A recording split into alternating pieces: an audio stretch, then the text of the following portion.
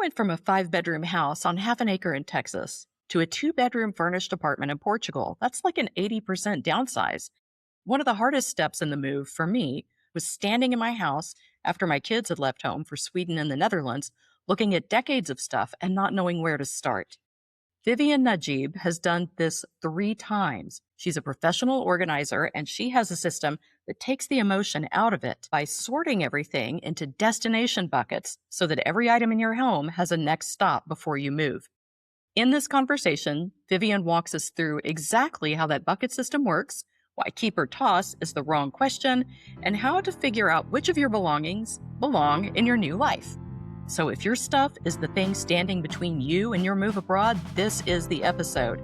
And if you're an American who wants to move to Europe and you're not quite sure how to begin or how you can get there, the We're Moving to Europe community is where you can find pathways that work. Come join us for free at We're Moving to Europe on School. That's SKOOL.com. We'll see you there.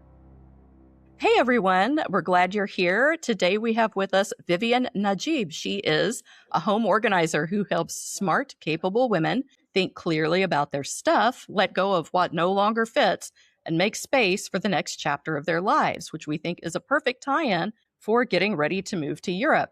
The thing I like about Vivian is she has a no shame, let's do this approach that combines strategy, humor, and real-life practicality. So welcome, Vivian. Thanks. I am excited to be here. I'm excited to have this conversation with you because I always say moving abroad will take all of your stuff, right? You can absolutely take all of your stuff, but it will also take all of your money. Yeah. And you will end up on the other side with things that you're like, why did I bring this? And what do I do with it now? Exactly. It's important to think about this stuff when you're thinking about a move abroad because it's big. It's a big deal, what you bring with you and what you don't. It's a huge deal. And there's enough other stuff to think about. Do you want to talk about this? Because you're an American, you also live here in Portugal, and you've moved around quite a bit, have you not? Yeah. I moved abroad twice. 20 years ago, I moved from New York City to Italy. Nice. And then about 10 years ago, I moved from New York City to Southeast Asia. And then I've been in Portugal for about 6 years. So I've stood in the kitchen looking around going, what do I do with all of this stuff? Right. Twice. Yeah. So it's not just hypothetical for you. No. I've done it. We've been there, right? We've looked at our stuff and thought, here we go. Yeah. Yeah. And one of the things that I find with members in my community is the stuff can be a real stumbling block. I mean, there's a lot of things that can bog you down when you're moving. There's the immigration paperwork. There's, figuring out your revenue stream. Are you going to retire? Are you going to find a job? Are you going to build a business? And for some people, the stuff is where they get stuck, especially if you've lived in one place for a long time, if you're sort of the keeper of the family heirlooms, or if you're just busy. And do you want to talk a little bit about maybe how people can get past that without feeling like they're having to give away things that are important to them or just feeling like it's a rush that's upsetting or stressful? Yeah. I think the first thing I would say is if you have a lifetime of belongings in a house that you are, all right, let me preface it with this, I guess. Tell me if you think in your experience, this is true. There are people who move abroad with a backpack. And then there are people who move abroad with a freighter full of stuff. Yeah. Right? It's one of those, it's Law and Order. They're in the world of international moving. They're two separate and distinct kinds of people, right? The people who take everything with them and the people who take nothing with them. Yeah. And you and we are not either of those people, right? Right. The thought of taking nothing with me, not going to happen.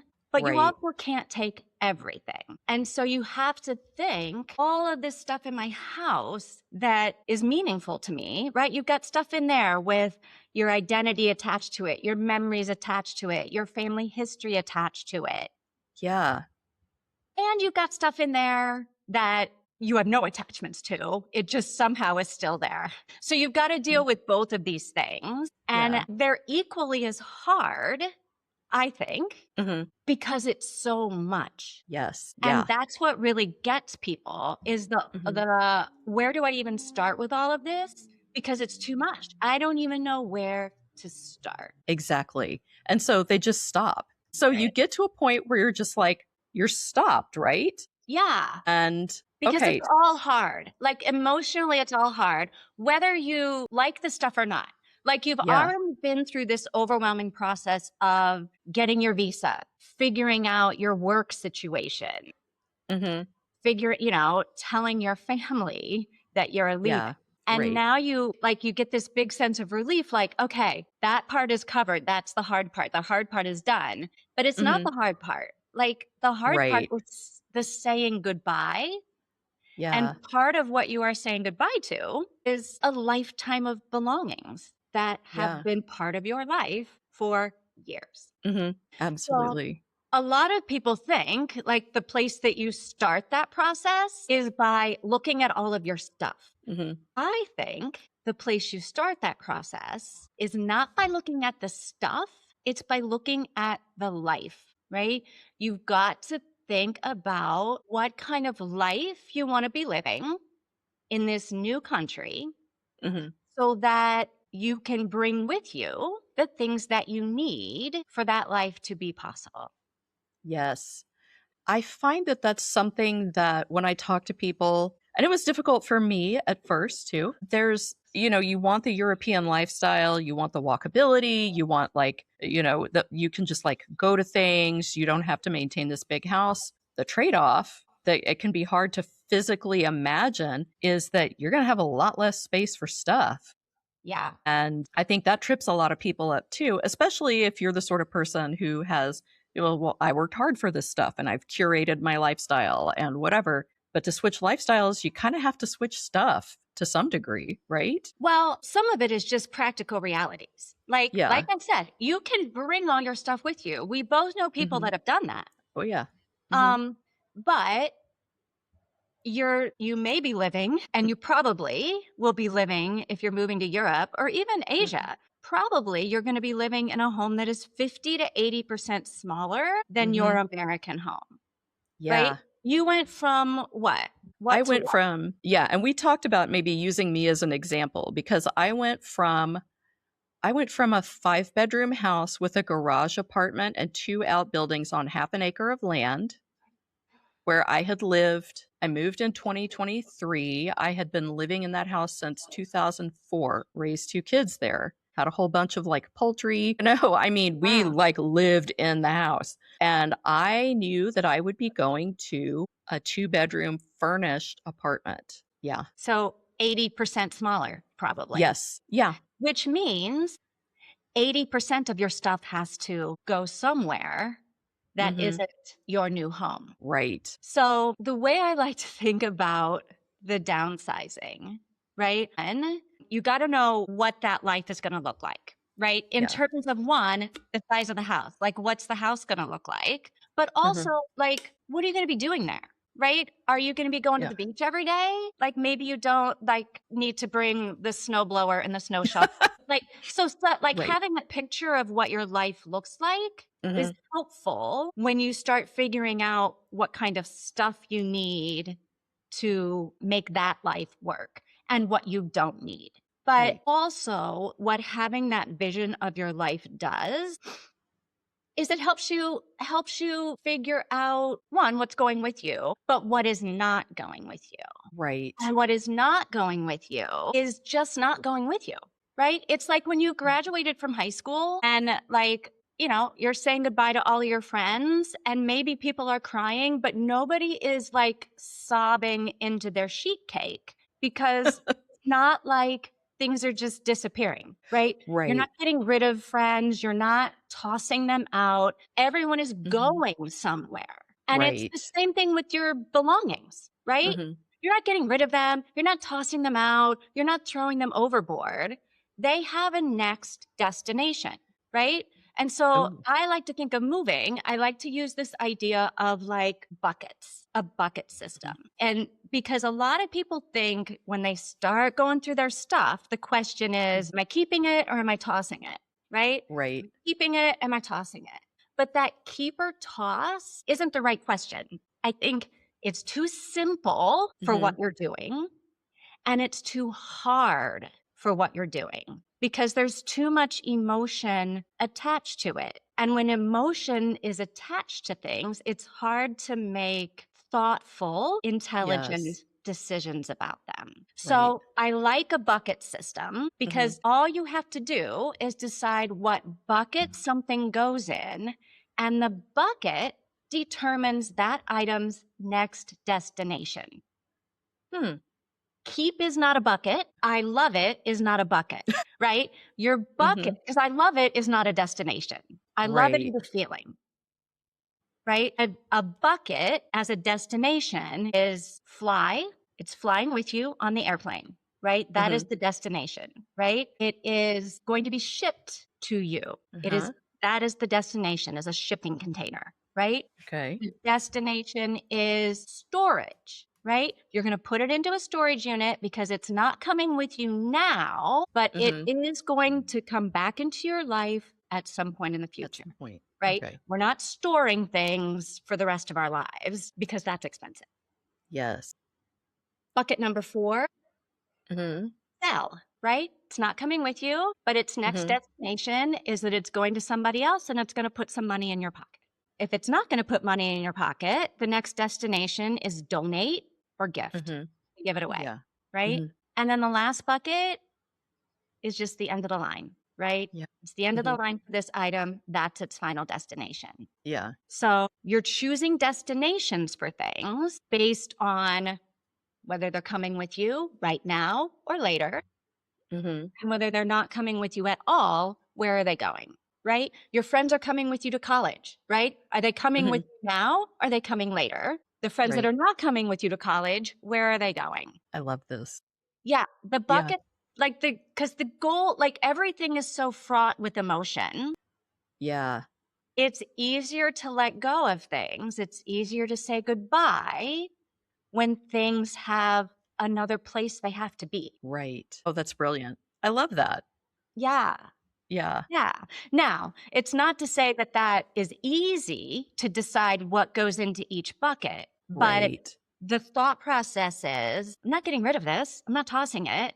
I'm Yeah. just sending it to its next destination. It doesn't belong to me anymore. Mhm. Or it does belong to me. It still belongs with me, right? Mhm. But you're just putting things in a destination bucket. Interesting. I like that idea because it forces you to think about how those objects are going to fit not only into your new life, but also into your transatlantic travel plans. Because Yeah. that, I think people underestimate the logistical challenges of just getting you and maybe your pets or your kids or a dependent parent, getting everybody there, and then you have to also bring your stuff in a way that doesn't bankrupt you. Yes. So, here's the yeah. thing about the fly. What are the buckets? Fly, Yeah. ship, and store, Fly, ship, right? and Fly, store. ship, Yeah. stuff that Mhm. is coming with you. Yeah.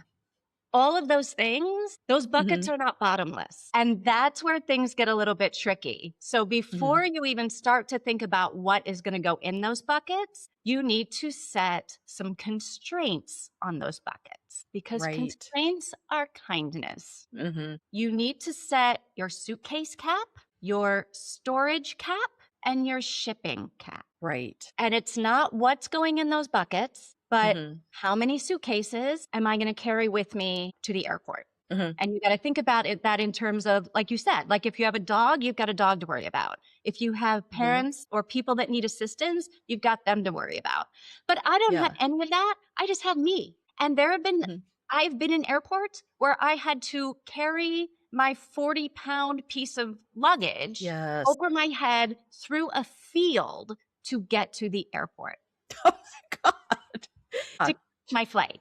And I could not do that if I had 5 suitcases and Right. a personal item to go under my seat. So, like, you got to really think through logistically how Mhm. much you can physically carry with you to the airport. Right. Another thing I just kind of want to bring up here is you have to think about how you're going to get from the airport to your final destination because I've seen repeatedly people will say, well, we're going to check a whole bunch we're going to pay for extra check baggage, which seems like a cost-effective thing compared to Yes, shipping. 100%. Until sometimes you have to factor in that you're going to have to hire a driver with a big old van to take you and your stuff. And this is going to be a custom route. And that can run, depending on where you're going, several €100. And people are shocked by that. But I'm like, you're essentially doing a mini move from the airport with your 15 bags or 20 bags to wherever you're going. And you have to price that in as well. With a driver who may or may not help you carry all of those bags up the 5 flights of stairs Yes. to your hotel. That's right. Because in most cases, that's not their job. Unless they specifically say it's a service, their job is to drive you, drop you off at the curb, help you get your bags out of the vehicle, and then it's on you. And if you're by yourself, you get your bags in and out of the vehicle. Right. I have drivers just sit in the car.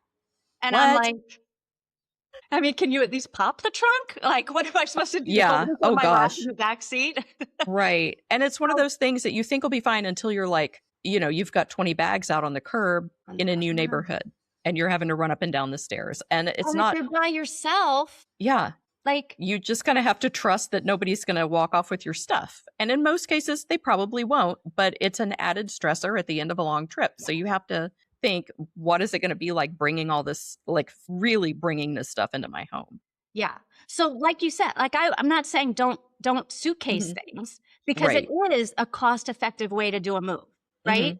If you can do it. But just like you got to like think in your head, can I really do this? Right. You have to plan every step, every single step along the way. So, and you need a shipping cap.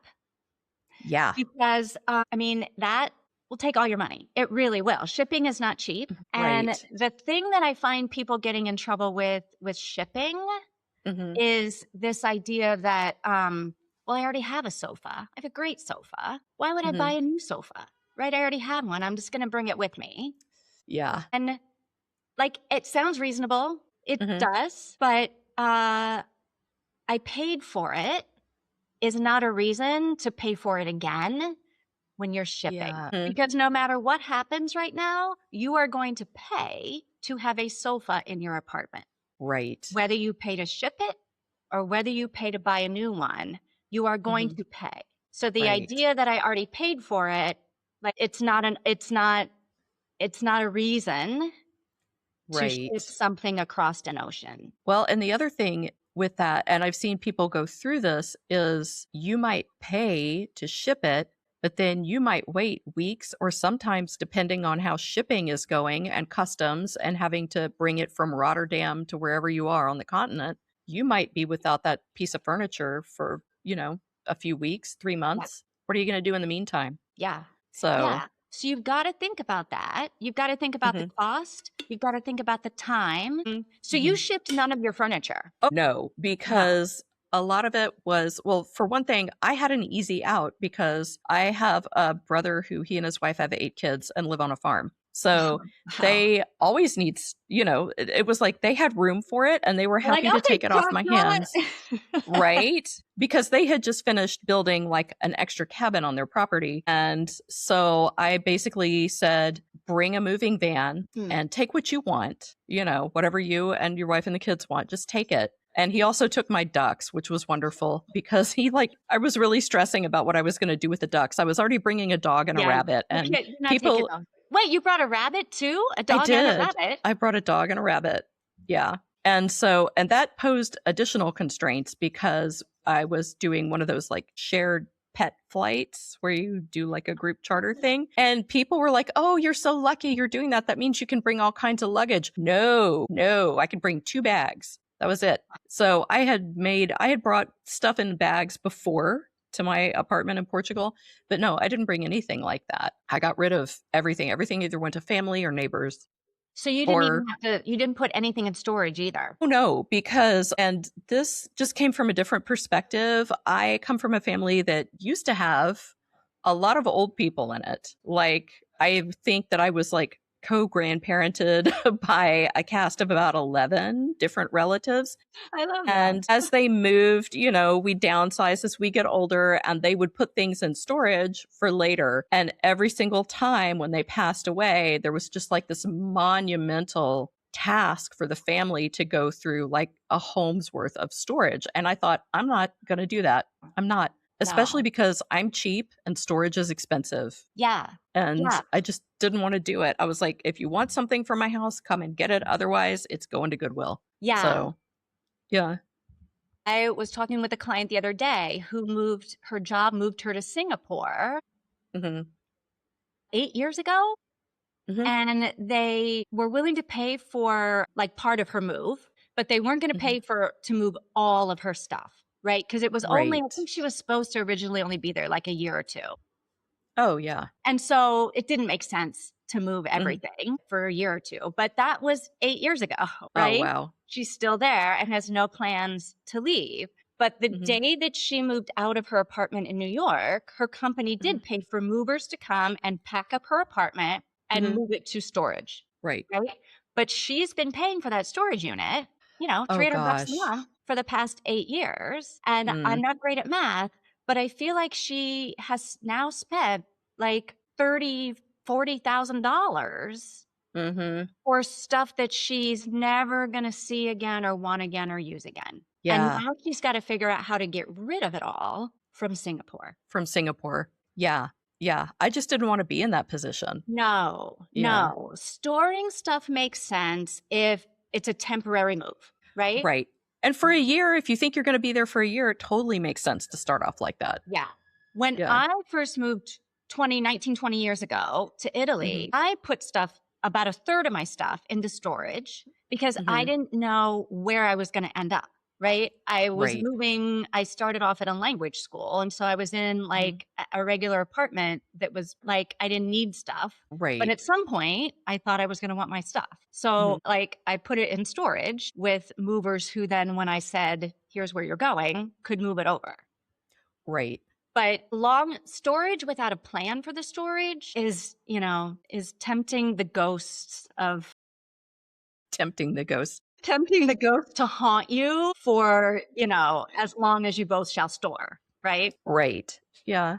Yeah. So So storage you should gotta have be, caps. You need a cap. You need to yeah. know. And the storage cap isn't, oh, I can pay $300 a month. The storage cap needs to be, look, I'm not willing to pay more than $40,000 to store this stuff, which Right. means I can get this size of a unit for $100 a month and store it for, now I can't do math. This is like a word problem on the SAT and I can't do it. But yeah, no, I know what you mean. You're Or going to have I to get a set. bigger Yeah. unit that can fit more stuff, but Hmm. I can only keep that unit for 4 months or, whatever Right. it is. Like, Yeah. and none of these things are bad. Taking Right. everything on your flight, not bad. Shipping everything, not bad. Right. Storing everything, not bad. But you have to have a cap. You have to know how much you're willing to spend, how much you're willing to carry, how much you're willing to invest in Hmm. time, money, energy Yeah. on those three categories, on those three buckets. And once you know that, right, that's freedom, right? Yeah. Because Hmm. then it's not like, it's that whatever that thing that went around a while ago. You get the container and you put the big rocks in first, Yeah. and then you fill it up with the little rocks, and then you pour the water in until it's full. Like, Yeah. that's what you're going to do then. Once you have Right. those caps on your bucket, you're going to start filling it Hmm. with stuff you want in the Right. varying different degrees until that bucket is full, right? It means you can fill the entire bucket because you know how big the bucket is. You don't have to Right. worry about it anymore. So Right. I always say the first two things you got to do, you got to figure out what kind of life you want to be living Hmm. so that you know what stuff you need to live that life. Hmm. And then you've got to sort out your buckets and choose your caps. So what comes after that? You've picked, you've envisioned your lifestyle. Okay. You know what you're going to need. You've set up your buckets. You've set your limits for each bucket in terms of capacity and cost. What's the next step then? The next thing is you have to Mhm. get the boat moving, Yeah.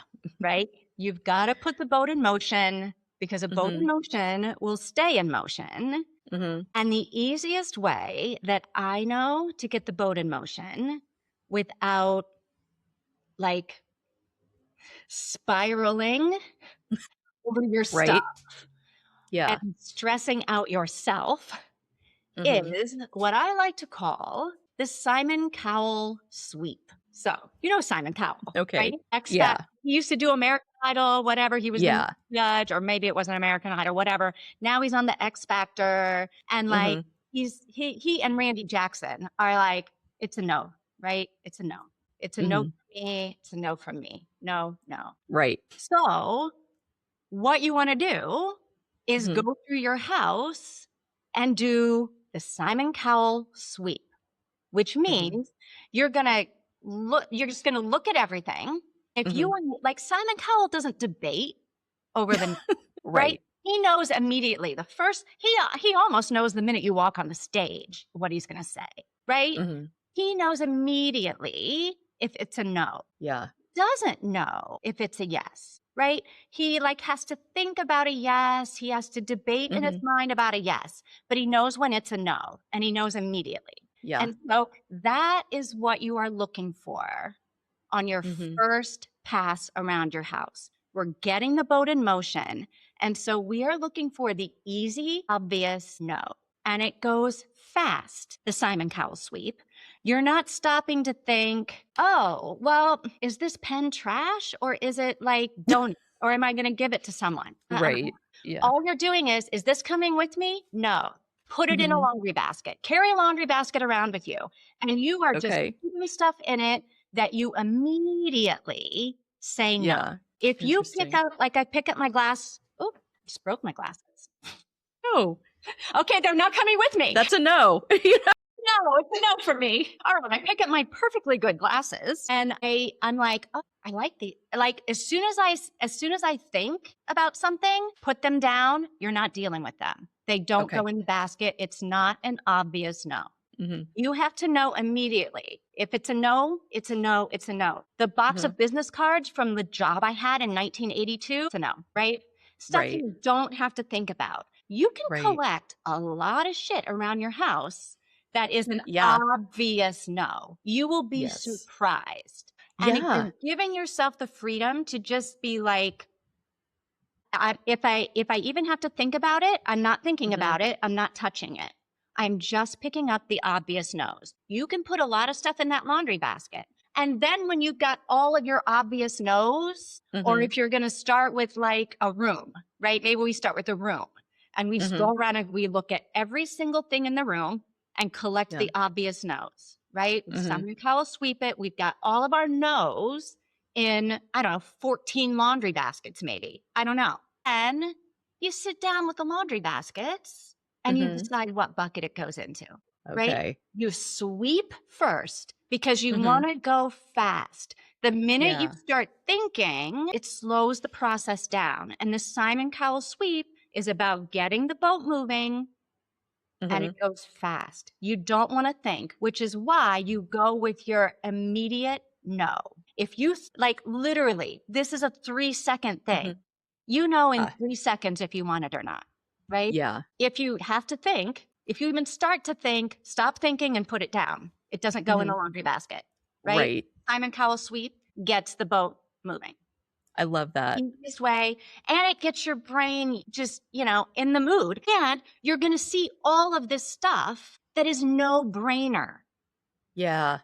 It reduces the volume of Hmm. things in your house that you have to actually think about. And because Yes. there's so much to think about, anytime you can take a decision out of the mix, Hmm. the boat is going to move faster, right? Yeah.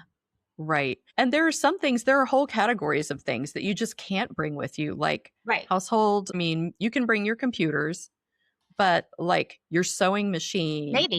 yeah. Yeah. Yeah. If it's a laptop and has an adapter, but Anything with a cord on it, mhm, yeah, probably not coming with. exactly. Oh, yeah. I mean, that was actually, I had to give away like my sewing machine, my embroidery machine, Ooh, my stand mixer, things like that, because you can't bring them with you. They right. won't work. And this is the kind of no-brainer stuff. Yeah. Like, honestly, maybe you do this no-brainer thing. You start in the kitchen, right? How Yeah. many things in the kitchen do you have with a plug on them? Hmm. Everything in your kitchen with a plug on it? Not going with No. you. It's a no. Yeah.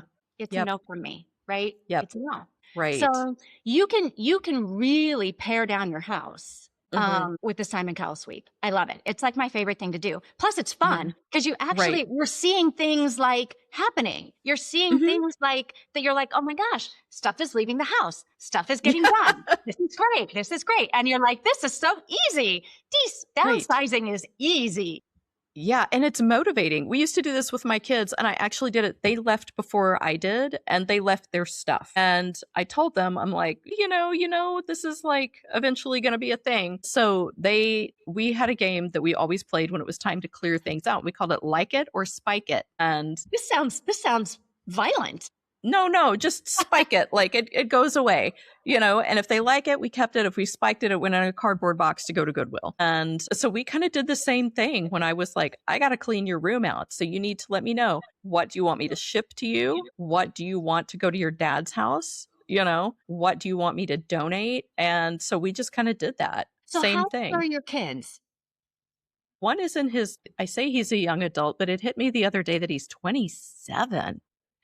He's a full adult. At He's 27, like you're like a full adult, He's right? like a whole grown up now. And then my younger son is 22 and he's still in college. So he had Okay. to be mindful of the space for, Right. because he's in a shared house in the Netherlands where the housing stock is pretty small, and also like, you get a room in a house and that's it. That's what you get when you're a student, basically. And was there stuff that they wanted from their There were a rooms? few things that they wanted. Okay. And the rest of it was like, it can either go into storage at their dad's if it's like keepsakes, or it could just go. So I Yeah. think I shipped one box for each of them. And that was, one decent sized box. And that was really it.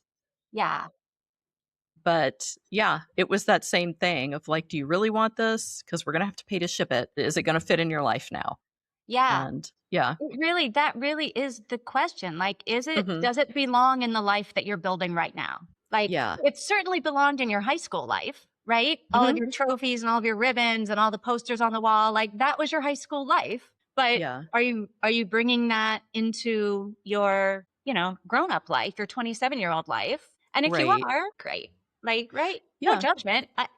Well, and not bringing everything and not shipping everything made it financially feasible to move heaven and earth to bring some of the things that they really did want, Yes. you know? Yeah. So, It clarifies what you really do want, right? mhm, And it clarifies like who you really are, who you have mhm, been, who you are becoming. It sort of clarifies all the different versions of you yeah, in kind of a very cool way where you can like choose to keep the stuff that honors your past mhm, without keeping everything that ever fit into your past. yeah, And like moving forward into your future because you don't want your mhm, past to stop you from doing this like really cool thing that you're about to yes, do with your life. And absolutely, if your stuff is holding you back, it's like it can't. Your future is too important. Like future you is too important to let your stuff from your past or your children's stuff from your children's past mhm, keep you from moving toward that. absolutely, absolutely. So, I have a question for you. I had like a year to prepare. So, Yeah. I was in the position of being able to take my time. But Yeah. for someone who, for whatever reason, maybe they got a job offer that they can't say no to, they're starting school, or maybe they just feel like they really just need to go ahead and make their move quickly. What do you recommend for people who maybe have like, I don't know, a couple of months, half a year to get it all together? How should they approach it the same way? I think you have to approach it the same way because what you don't want to do is get into this mental state where you're like ruthlessly purging things Mhm. because you have to go, Right. right? We don't want to ship regret across an ocean, but we also don't want Right. to like not take the stuff, not be thoughtful about what we're bringing with Right. us because that is Yeah. another form of regret. And not just regret, there's also really important things that you may Mhm. not want to take with you, but you have to take with you, like Yes. documents, right? Yeah. There are things that you just think are paper clutter, Mhm. and they are not. Not Right. all your paper is clutter. Some of that Mhm. paper is access, Yeah. access to your identity, to your education, to your bank accounts, to Mhm. your tax, to your get out of jail free card from the IRS, like whatever. Yeah. There are documents that you really need to spend time with your paper figuring out. So Yes. you don't want to rush. And it's another reason why having your caps in place before you start this is Right. helpful, because your caps are constraints, caps are Mhm. kindness, right? We are Right. cappers, we cap.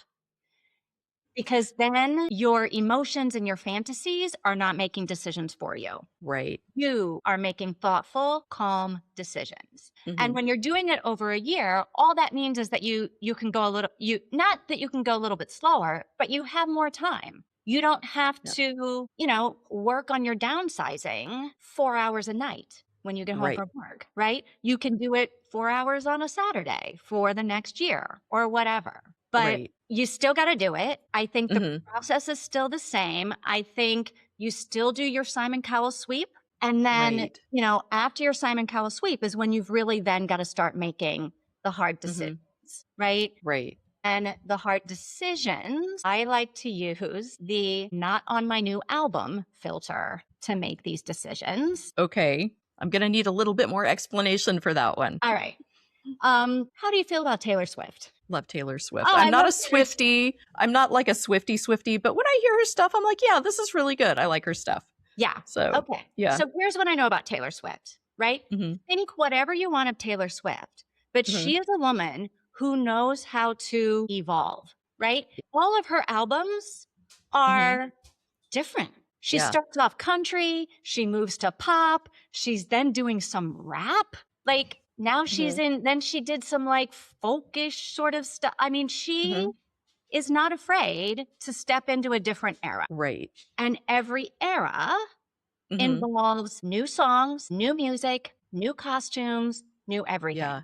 And when she Mhm. puts out a new album, she's not putting songs from her old albums on the new album. Every Right. new album gets a new set of Mhm. songs. I love that. Your wish list that you made when you started thinking about this is what my life is going to be when I move overseas, right? This is the life I want to be living. Mhm. That is your wish list. And that is the new album that you are putting together. And so when you put that together, you're going to put songs that belong on that album, right? Things that belong in that new life. And anything that doesn't belong in that new life, it doesn't mean that it's bad. It might be a great song. Doesn't mean that you don't sing it well. Maybe you sing it great. Doesn't mean that other people aren't going to sing along and dance with you and be mad at you that you didn't put that song on your album because it's the best song you've ever written, but you're just not going to put it on the album. Doesn't belong on this album, right? So as you're going through and looking at your stuff and trying to make decisions about what goes into the buckets, does this belong in the new life that I'm building? Yeah. Does it belong on the new album? If it doesn't Mhm. belong on the new album, then it's going to go in sell, donate, give, end of the line. If Right. it does go on the album, fly, ship, store, right? And so Mhm. things that go on the new album, things that you need in order for your new life to function, right? Things that you want because Mhm. they will make your new life better or more enjoyable or more grounded, right? I'm not the Yeah. kind of person that's like, well, it has to go to the new life because I like to eat potatoes and I'm going to need a potato peeler, right? Yes, that is one reason to bring a potato peeler, but I'm not using, what am I not using in my new life? I'm not using my, my grandfather's separation papers from the military from World War II. I'm not using those. I don't need those for Right. anything. Yeah. But I decided they belong in my new life because they remind me of who I am and they remind me of where I came from. Yeah. And when you're moving to a new country, that is valuable. Yes. What kind of stuff did you bring that's like seems useless to anybody but you, but it fits a purpose for your life and it was something you brought with you? I brought family heirloom quilts. I have a quilt that's more than 100 years old that was hand stitched by my great grandmother. And I have two quilts that were hand stitched by my great aunt. And I brought all three of them. Um, and a couple of bottles of Cholula from Costco. And that's what I Wow. brought back Can't in move my another country without the Cholula. well, this was stuff I stored the quilts at my mom's house because I knew I couldn't bring them the first time because I had Yeah. all this pet stuff. And so when my first visit back to the US, that's what I brought back and my checked luggage was those handmade quilts and Cholula. And, that was it. Those were the priorities because I knew I wanted them in my new house and they don't mean anything really to anybody but me, Right. but they're important to me. They're And so important. now I get to see them every day and it kind of connects me to the fact that that's where I came from. Those were my Yeah. people. So, yeah. Yeah. I love that. hmm It's moving abroad isn't like moving, across town. No. You really are starting over. And when you leave your house every day, hmm you're outside. You're hmm outside where people may not be able to talk to you and you may not be able to talk to them. hmm And you've got, government employees that are annoyed that you're even there in the first place and that you didn't bring the right paper or you didn't fill it out hmm properly. And sometimes it can feel, especially at the beginning, like every day is a bit of a fight, like that you're constantly on high alert, hmm trying and trying and trying, and it's hard. And you need Yeah. a place you hmm can come home to that is just Yeah. like you walk in the door and you go, okay, I belong Yes. here. This is where I belong. Exactly. Like you can relax, you can like you said, reconnect with hmm yourself. You can remember why you decided to live this life in this country at this time. And Absolutely. you underestimate how valuable that is. And Mhm. so this is why I think you and I are the same in that we're not going to be those people that bring nothing with us. Right. Yeah.